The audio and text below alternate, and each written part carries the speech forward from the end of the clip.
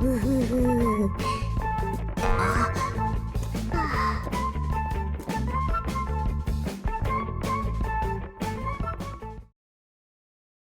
everyone, SupaMika here. A couple of years ago I made a viewing order guide for Tokyo Ghoul on Reddit, which seems to have been helpful for a fair number of people looking to get into the series, so I figured I'd make a guide here as well. I know the series has been finished for a few years now, but there's always going to be folks getting into the series, so I figured it's still worth it. With that being said, let's get started. Tokyo Ghoul actually has more than one continuity, which can make things a little bit confusing if you're not aware of that. And there's quite a lot of misunderstandings regarding canon and filler for the story. I'll talk about each continuity. The source material, the manga, is part of what we'll refer to as the main continuity, since it's comprised of media other than just manga. It's the most complete version of the story, and also the one I'd recommend most for your first viewing of the story, ideally since the other continuities are missing a fair amount of context for events. The main continuity includes the Tokyo Ghoul manga, which has a total of 143 chapters collected in 14 volumes, plus a side story chapter, often listed as chapter 46.5, in volume 5. Some shady, unofficial sites include 2 super spoilery chapters from the sequel manga as chapters 144 and 145, so be careful about that. There's only 143 chapters in the side story chapter. Tokyo Ghoul Re, or Tokyo Ghoul RE, is the sequel manga. I've seen a fair number of folks not bother with it, thinking it's just a spin-off, but it's the second half of the entire story, so definitely don't skip it. It has 179 chapters collected in 16 volumes, plus a chapter numbered 31.5 in volume 4. It isn't a bonus chapter, it's important to the story, so don't skip that. Volume 3 has a side story chapter called Tokyo Ghoul Joker, which takes place between Tokyo Ghoul and Tokyo Ghoul Re, timeline-wise.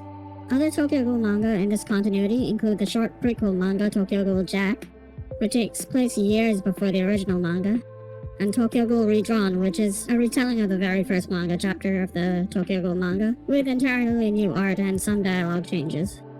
There are also novels, a short story, and drama series that are part of this continuity. The novels include Tokyo Ghoul Days, which is the first novel, taking place between chapters 35 and 36 of the original manga.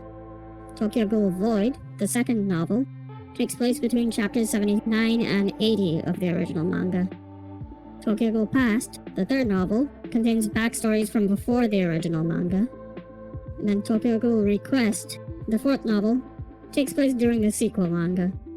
The short story 6 Ward Playing Cards, it takes place around the start of the Tokyo Ghoul Re manga, and shows a flashback to an event likely taking place between chapters 79 to 80 of the original manga.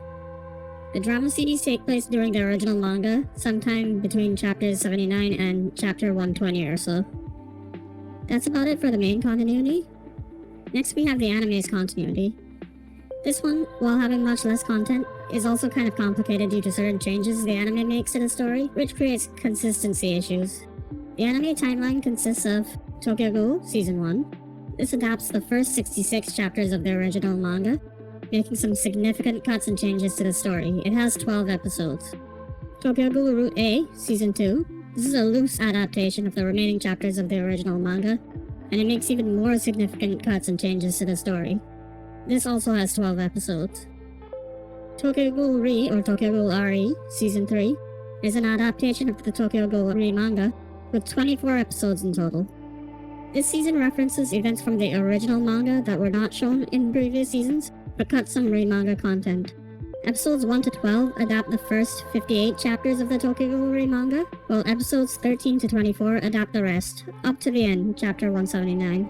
The second half of the season is also referred to as Tokyo Ghoul Season 4, or Tokyo Ghoul Re Season 2 on some sites, but official sites and streaming services list Tokyo Ghoul Re as a single season with 24 episodes. There's also 2 OVA episodes, special episodes, Tokyo Ghoul Jack, which is an adaptation of the Tokyo Ghoul Jack manga, which is a prequel, as I mentioned before, and Tokyo Ghoul Pinto, which is also a prequel, and an adaptation of the third chapter of the Tokyo Ghoul Days novel. Now, there's a lot of misconception surrounding the anime continuity, which I discussed in a previous video about Tokyo Ghoul misconceptions. If you've already seen the anime and/or manga, you can check that video out. But since this guide is primarily for newcomers, I'll give you a short spoiler-free summary. The entire anime is a separate continuity or canon to that of the mangas. They share many similar events, but differ in a lot of ways. And while the second season changes stuff the most, hence why it's called non-canon or filler, it can't be skipped if you're watching the anime. Season 3 doesn't actually ignore Season 2 either, like some folks seem to think, but instead treats both Season 2 events and certain manga-only events as canon to the anime timeline. This does create some inconsistencies and a lot of missing context for anime-only people, but the anime timeline can be pretty vague, which leaves some wiggle room to make things kinda work. Just use your imagination. Also, I'm not just making it up, it's been confirmed by one of the anime producers that Season 3 is a sequel to the previous seasons. The two OVAs take place years before the start of the first season. There's also a live-action movie continuity, which is actually pretty faithful to the manga, so don't judge it just because it's live-action. The first one, Tokyo Ghoul, released in 2017, adapts the first 28 chapters of the original manga, with some minor changes to the story and content cut. Tokyo Ghoul S, released in 2019, is a sequel to the previous movie, adapting up to chapter 46 of the original manga. Something to note is that the second film does contain some spoilers for events much later in the story, though they do make sense. So it seems like this continuity is made for fans who have already read the manga, and some references might not be entirely clear to anime-only viewers due to important content being cut from the anime. There's also the stage play continuity, consisting of 2 stage plays adapting the events of the first 6 episodes of the anime, with content cut and rearranged. We also have some additional Tokyo Ghoul content, such as the Tokyo Ghoul one-shot, a non-canon prototype manga chapter. It's an interesting read and pretty self-contained, so anyone can check it out. School of Ghoul, a non-canon parody manga of Tokyo Ghoul by the manga author, featuring the characters going to school together. Tokyo Ghoul Jail, a game for the PlayStation Vita, an alternate version of events taking place after Chapter 79 of the original manga, or roughly around the start of Season 2. It focuses on a character named Ryo. The game does not have an English release, unfortunately, and there's the Tokyo Ghoul mobile games, such as Tokyo Ghoul Re-Invoke, or Rebirth as it was known globally, Tokyo Ghoul Carnival, Tokyo Ghoul Tokyo War Age, and Tokyo Ghoul Dark War. These have unfortunately all shut down and are hence no longer playable. They follow the anime's continuity for the most part. Tokyo Ghoul RE Call to Exist for PlayStation 4 and Steam. This is an action game adapting some events from seasons 2 and 3 of the anime. Now, there's a few ways you can view the series. These are the viewing orders I've come up with. For the main continuity we have the basic viewing order, which is you start with the Tokyo Ghoul manga, then either watch the Tokyo Ghoul Jack and Pinto OVA episodes, or the manga and novels they adapt, which as stated earlier are the Tokyo Ghoul Jack manga, which is 7 chapters, and chapter 3 from the Tokyo Ghoul Days novel. Afterwards, you read the Tokyo Ghoul RE manga, the sequel manga. Now the complete viewing order. You start with the Tokyo Ghoul manga, then you read Tokyo Ghoul Jack, Joker, the novels Days, Void, Past, listen to the drama CDs, and read the 6th Ward's playing card story. Then, you read the Tokyo Ghoul Re manga, and then read the novel Tokyo Ghoul Request. My own recommended order. Okay, this one's a bit complicated, but bear with me here. You start with Tokyo Ghoul manga chapters 1 to 35. Then you read Tokyo Ghoul Days. Afterwards, you read Tokyo Ghoul chapters 36 to 46. Then you read Tokyo Ghoul Jack. Then you read Tokyo Ghoul chapters 46.5 to chapter 79. Then you read Tokyo Ghoul Void. Then you read chapters 80 to 121. Then you read Tokyo Ghoul Past, and you can listen to the drama CDs. Then you read Tokyo Ghoul chapters 122 to 143, which is the end of the original manga. Then you read Tokyo Ghoul Joker, and the Tokyo Ghoul Redrawn chapter, and the 6th Ward playing card short story.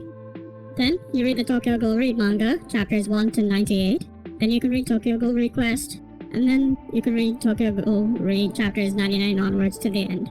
Yeah, my own order is pretty complicated, but it tries to fit the novels and other main continuity stuff in at the appropriate times, either chronologically or at points I feel would be appropriate thematically or story-wise. For the anime continuity, these are the viewing orders. The basic one, which honestly I don't recommend, Tokyo Ghoul Season 1, then Tokyo Ghoul Jack, which alternatively you can watch right after episode 1 of Season 2. Then you have Tokyo Ghoul Rudays, which is Season 2. Then Tokyo Ghoul Pinto, and then Tokyo Ghoul Re Season 3.